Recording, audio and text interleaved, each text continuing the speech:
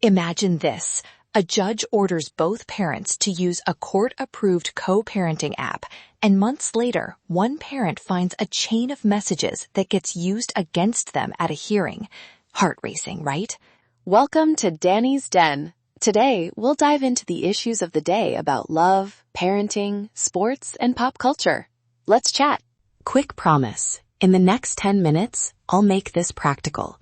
You'll learn what these apps actually do, how their records can show up in court, simple privacy moves to take today, and reusable message scripts so your calm becomes evidence. First, what are these apps really? Most vendors bundle shared calendars, message logs, expense trackers, and document storage. Judges like that combo because everything is timestamped and centralized, which can solve he said, she said fights, and also create a neat record of every offhand frustration. Quick tip. Ask whether the vendor allows exports, who controls deletion, and whether the court or provider technically holds the account. That determines how discoverable your messages are. So, how does this actually play in court? Short answer, like texts or emails, app records can be admitted if authenticated. But what makes one record persuasive and another not? Judges look for things like completeness of the log, whether there's a clear chain of custody, and whether records were altered. A direct export from the vendor is much stronger than a screenshot taken on a phone. Chain of custody isn't magic. It just shows where the data came from, who handled it, and that it wasn't tampered with. If you can, ask your lawyer to request a vendor export or court-ordered neutral export to preserve integrity. I want to pause with a short real-world moment. I once worked with a parent who thought a deleted message was gone for good, only to have it recovered as an exhibit. That shock changed their approach overnight. Beyond messages, many tools include location check-ins, photo sharing, and calendar details that reveal travel plans. Those extras can create more scrutiny than you expected. Ask the vendor, can I export messages? Who can request records? The court, the other parent, or third parties? Will you notify users before releasing data? Is location sharing opt-in? Those answers change whether the app protects or exposes you. And if a vendor or local rule won't allow reasonable limits, don't assume you're stuck. Have your attorney ask the judge for narrower terms, limited retention, neutral third-party access, or carve-outs for sensitive content. Curious.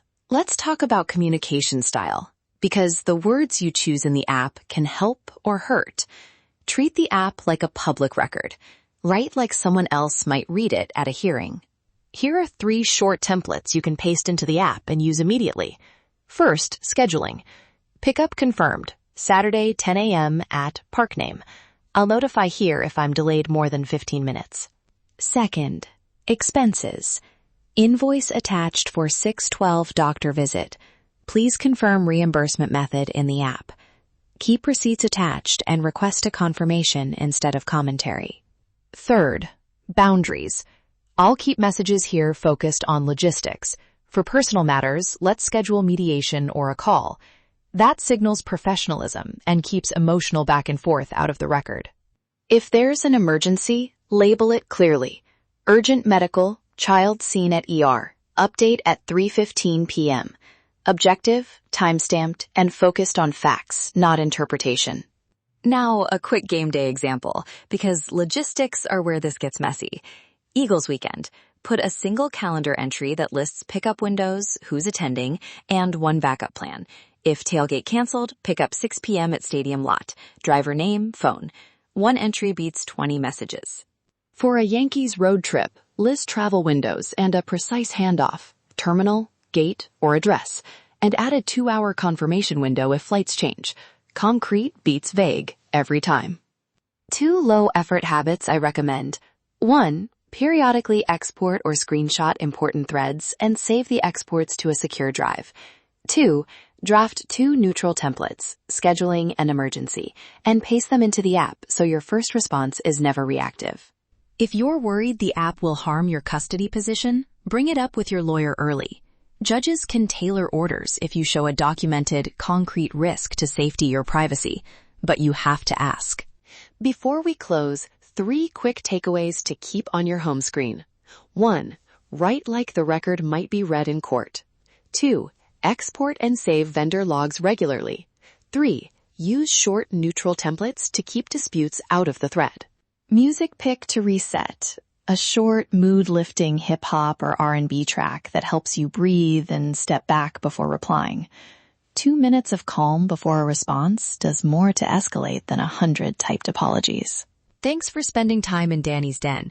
If you're facing a specific legal question about a co-parenting app or order, consult local counsel. And if you want to see if I can help, email Danielle at thelegalassistancecenter.net to book a free 30-minute consultation. If this episode helped, subscribe so future practical episodes land in your feed. Let's chat.